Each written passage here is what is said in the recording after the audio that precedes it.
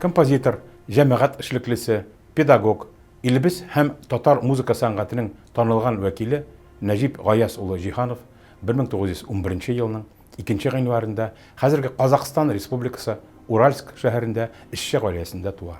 1912 елда әтиләре Гаяз, 1916 елда әниләре Газизә вафат булып, сабыйдан тулы ятим калган Нәҗип һәм абыйсы Җәләл Уральск, Смоленск һәм башка шәһәр приютларында тәрбияләнәләр. 1928 елда Нәҗип музыка училищесына уку нияте белән Казанга килә.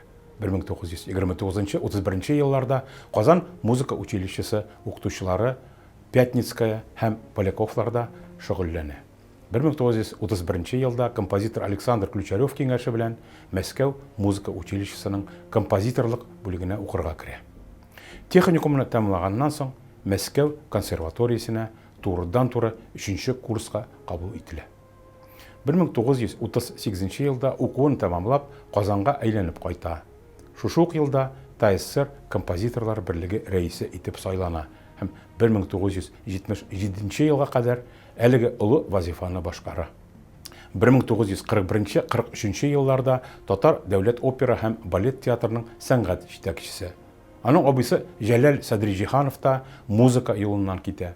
1940 елда Мәскәү консерваториясын тәмамлаганнан соң шушы ук театрда 30 ел буе дирижер булып эшли. Нәҗип Гаяз улы Җиһанов 20-нче гасыр татар музыка сәнгатен үстерүгә гаять зур өлеш керткән күп кырлы талант иясе. 1939-60 елларда ул музыкаль театр жанрларында айрыша актив эшли. 8 опера һәм 3 балет иҗат итә.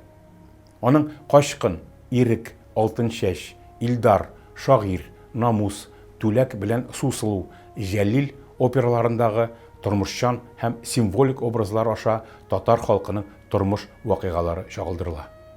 Алтын чәч операсы өчен композитор 1948 елда СССР дәүләт бүлегенә, Җәлил операсы өчен 1958 елда ТССРның Каптулла Тукай исемендәге дәүләт бүлегенә лаек була.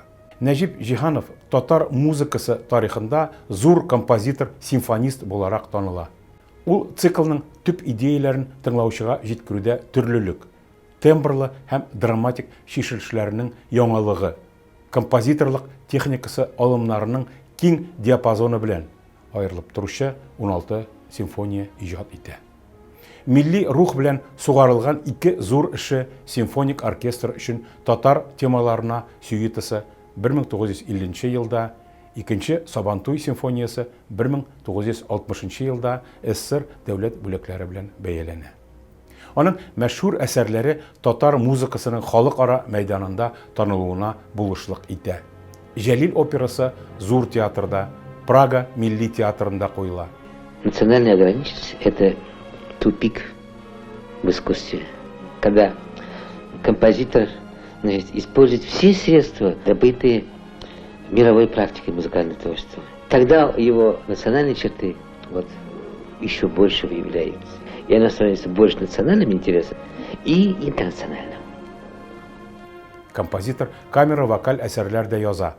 Аның сиреннәр хуш ис тарата, зарыгу, җир йөзендә әкият бар һәм башка күпләгән җырлары һәм романслары киң танылу ала һәм концерт программаларына кертелә. Ул шулай ук камера-инструменталь әсәрләр авторы. Аларның күбесе пианистларның педагогик һәм концерт репертуарларында киң кулланыла. Нәҗип Җиһанов гомере буе актив оештыру һәм иҗтимагый музыкаль эшчәнлек алып бара. Республиканың бүгенге көндә уңышлы эшләп килүче барлык диярлек музыка сәнгате институтлары, композиторлар берлеге, Казан консерваториясе һәм аның каршындагы махсус урта музыка мәктәбе, Татар опера һәм балет театры, дәүләт симфоник оркестры. Аның башлангычында оештырыла һәм сафка баса. 1945 елдан 1988 елга вафатына кадәр Казан консерваториясының беренче һәм алыштыргысыз ректоры. Шул ук вакытта инструментовка классы алып баручы педагог профессор. Татар композиторлык мәктәбен оештыруга Идел буе һәм Урал алды республикалары музыка сәнгатен үстерүгә иҗади, педагогик һәм оештыру эшчәнлеге көчле йогынты ясый. Татар музыка сәнгатенең күренекле вәкилләре, композиторлар Фасил Әхмәтов, Рафаэль Билялов, Ринат Иникеев, Рәшид Кәлимуллин, Алмаз Мунасыйпов, Бату Муликов, Шамил Шарифуллин, Мирсәйд Яруллин һәм башкалар үз вакытында Җиһановның инструментовка классын тәмамлый. Нәҗип Җиһанов җәмәгать һәм дәүләт эшлеклесе буларак ил һәм республика тарихында тирән эз калдыра.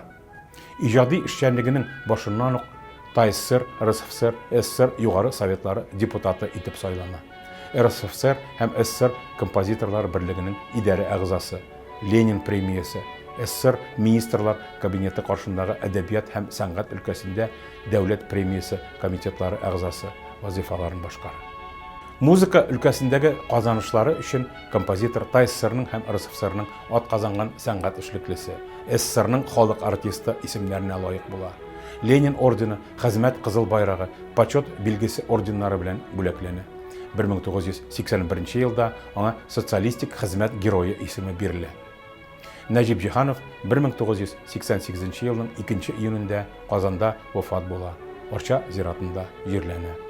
Казан консерваториясе кече планеталарның берсе Нәҗип Җиһанов исемен йөртә. Гомеренең соңгы 18 елы узган йортта композиторның музей фатиры, Казанның 93-нче гимназиясендә музей ачыла. Казандагы бер урам аның исеме белән атала.